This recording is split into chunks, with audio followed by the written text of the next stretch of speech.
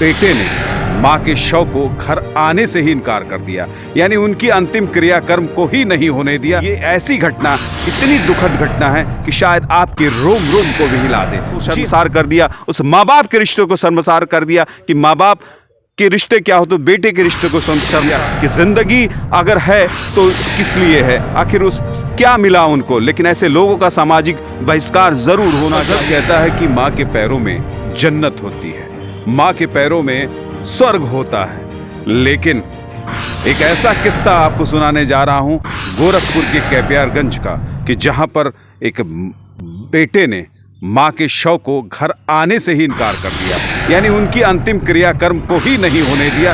ये सवाल ये पूरे देश के सामने, पूरी मानवता के सामने है कि जब जिस बच्चे को माँ बाप बड़े अरमानों से पालते हैं, वही बच्चे माँ का शव लेने से इनकार करते हैं, उनके अंतिम क्रियाकर्म को नहीं करना चाहते। आखिर सवाल इसलिए मैं कह रहा हूं कि ये ऐसी घटना, इतनी दुखद घटना है कि शायद आपके रोम रोम को भी हिला दे। जी हां, ये गोरखपुर के कैपियारगंज की घटना है, जहां पर एक माँ यानी शोभा देवी जो 65 वर्षीय रही हैं, और उनके पति भुआल गुप्ता जो कि कैपियारगंज में उनके किराने की दुकान थी। उनके 3 बच्चे, 3 पुत्र और 3 पुत्रियां, तीनों 6 को उन्होंने इस किराने की दुकान से पाला। और इसके बाद धीरे धीरे ये परिवार अपने काम पर लग गया। हाँ, धीरे धीरे इनका परिवार भी बढ़ा और इसके बाद भुआल गुप्ता को पोते और पोतियां भी हुए।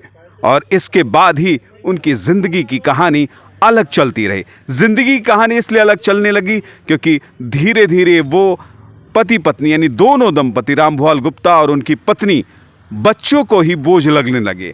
एक दिन थक हार कर उनके बड़े बेटे ने उनको घर के बाहर का रास्ता दिखाया। उन्होंने कहा कि अब हम आपका बोझ नहीं सह सकते। इसके लिए उनके दिल पे क्या गुजरी होगी, शायद ये भी सवाल है। लेकिन फिर भी वो वहाँ से चले तो दूसरे बेटे के पास गए और दूसरे बेटे भी ने रखने से इनकार कर दिया, और तीसरे बेटे के पास भी गए, तीसरे बेटे ने भी रखने से इनकार कर दिया।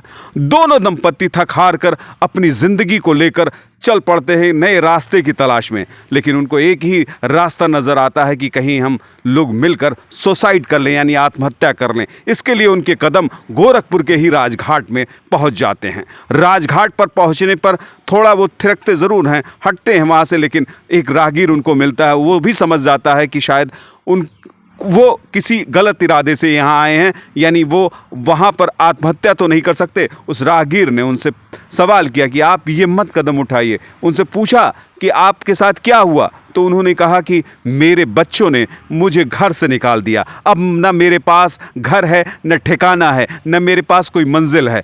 तब उसने कहा कि इस तरह से अपने शरीर को मार देना ठीक नहीं है। आप यहाँ से अयोध्या, मथुरा, काशी चले जाइए, शायद आपको वहाँ पर पनाहगाह मिल जाए और आप अपनी ज़िंदगी को जी सकें। इसके बाद वो निकलकर अयोध्या आते हैं। अयोध्या में भी उनको सुकून नहीं मिलता। इसके बाद वो चलकर मथुरा जाते हैं। मथुरा में भी यही हालात थे, लेकिन एक बोर्ड वहाँ उनको मिलता है। उस बोर्ड में रवि चौबे जो कि जौनपुर के रहने वाले हैं, जौनपुर में एक वृद्धा आश्रम चलाते हैं। वृद्धा आश्रम में वो उस पते को लेते हैं और वो सीधे जौनपुर चले आते हैं, जहां पर रवि चौबे बड़े सम्मान के साथ अपने वृद्धाश्रम में रखते हैं। यहीं पर कहानी का भी अंत नहीं है। वृद्धाश्रम में रखते हैं। वृद्धाश्रम में कुछ दिनों के रहने के बाद वहाँ पर 19 नवंबर जो बीतता है, 19 नवंबर, इसी दिन एक बड़ी दर्दनाक घटना होती है। दर्दनाक घटना ये होती है कि शोभा देवी की तबीयत खराब हो जाती है। तबीयत खराब होने के बाद रवि चौबे और राम भुआल गुप्ता उनको लेकर अस्पताल जाते हैं, जहां डॉक्टर्स उनको ये राय देते हैं कि ये उनकी किडनी फेल हो चुकी है। उनकी किडनी फेल हो चुकी है। इसके बाद वो दंपत्ति उनके इलाज के लिए काफ़ी खर्च करते हैं। इस दौरान रवि चौबे जो कि वृद्धाश्रम के संचालक थे, वो भी काफ़ी मदद करते हैं और वो रात दिन पड़े रहते हैं। इसके बाद भी उनका कष्ट यहाँ नहीं ख़त्म होता। वहीं पर शोभा देवी की मौत हो जाती है। शोभा देवी के मौत के बाद तो पूरी कहानी मानवता को शर्मसार करने वाली बन जाती है। आइए सुनते हैं उसके बाद की बात। जब शोभा देवी की अंतिम इच्छा थी। अपने पति से उन्होंने पहले बता रखा था, कह दिया था कि मेरी अंत्येष्टि मेरे घर पर ही होनी चाहिए, मेरे परिजनों के बीच में होनी चाहिए। इस शब्द को याद करके रामभुआल गुप्ता परेशान होते हैं, लेकिन फिर भी वो बड़े बेटे को फ़ोन लगाते हैं। बड़े बेटे को फ़ोन लगाते हैं, वो कहते हैं कि मैं, तुम्हारी माँ मर चुकी है, अब तो उनको लेकर हम आ रहे हैं और उनकी वहाँ पर अंतिम क्रियाक्रम करेंगे। तो बड़े बेटे ने साफ तौर पर इनकार कर दिया कि आपको यहाँ लाने की ज़रूरत नहीं, क्योंकि यहाँ पर मेरे बेटे की शादी है, इसलिए हम यहाँ पर अपशकुन नहीं करना चाहते, इसलिए यहाँ लाश नहीं आएगी। उसको 2-4 दिन फ्रीजर में रखा हुआ, इसके बाद अंत्येष्टि कर दी जाएगी।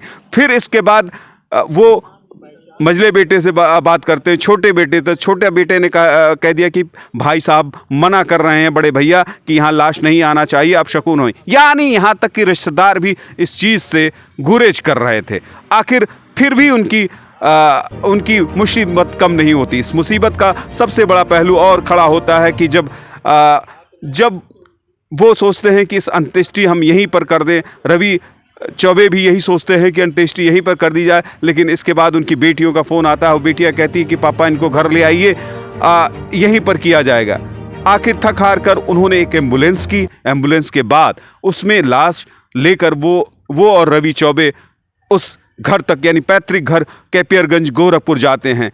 गोरखपुर में हालात कुछ और होते हैं। गोरखपुर जाने के बाद कोई लाश को छूने के लिए उनके परिवार का आदमी नहीं आता। लाश को उतारा जाता, किसी तरह कहा जाता, लेकिन उनके बेटे अड़ जाते हैं कि आप यहाँ लाश क्यों ले आए, लड़ जाते हैं और भागो यहाँ से। इसके बाद भी दर्द कम नहीं हुआ। दर्द इसलिए नहीं कम हुआ कि फिर हालात और बदतर होते गए। कुछ लोगों की राय पर गाँव वाले भी ने गड्ढा खोद कर उस लाश को वहीं दफना दिया। न कोई रीति, न कोई रिवाज, न कोई संस्कार। हिंदुओं में संस्कार, अंतिम संस्कार की एक रस्म है, वो भी अदा नहीं की गई। और न वो किसी धर्म में, हर धर्म में एक अंतिम संस्कार की प्रक्रिया है, उस किसी संस्कार की प्रक्रिया नहीं अपनाई गई और गड्ढे में उस शव को दफना दिया गया। और ये कहा गया कि 3-4 दिन बाद निकाल कर इस शव को फिर से अंतिम क्रियाक्रम किया जाएगा। लेकिन उनके पति रामभुआल गुप्ता रोने लगते हैं। वो कहते हैं कि आखिर तुमने इस तरह से क्या कर दिया।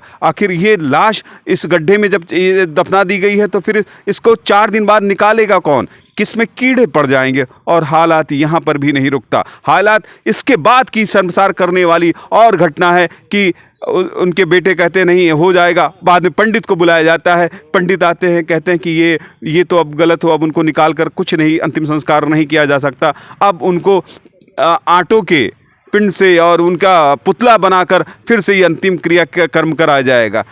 सब सवाल कराया जाएगा, लेकिन मानवता की हद खत्म होती चली गई। वाह रे बेटे, वाह रे बेटियों, कि तुमने इस समाज में एक ऐसा संदेश दे दिया कि शायद ऐसे बेटे बेटियां अगर ना पैदा करते भुआल, तो शायद उनको ज़िंदगी का बहुत कुछ मिलता। किसी गरीब को पालते तो शायद कुछ और कर देता। लेकिन एक अपने बच्चों के लिए हम लड़ जाते हैं, पूरी दुनिया से लड़ते हैं, उनके लिए क्या क्या नहीं करते, और वही बच्चे हमको कितना बुरा कर देते हैं। और ये इतनी शर्मनाक घटना कि ऐसे लोगों से समाज को संबंध तोड़ लेना चाहिए, क्योंकि मानवता को शर्मसार करने वाले ये कैपियरगंज के कुछ लोग, जिन्होंने पूरी मानवता को शर्मसार कर दिया, उस माँ बाप के रिश्ते को शर्मसार कर दिया कि माँ बाप के रिश्ते क्या हो, तो बेटे के रिश्ते को शर्मसार कर दिया कि ज़िंदगी अगर है तो किस लिए है, आखिर उस क्या मिला उनको। लेकिन ऐसे लोगों का सामाजिक बहिष्कार ज़रूर होना चाहिए, क्योंकि जो माँ बाप को त्रास देते हैं। इसीलिए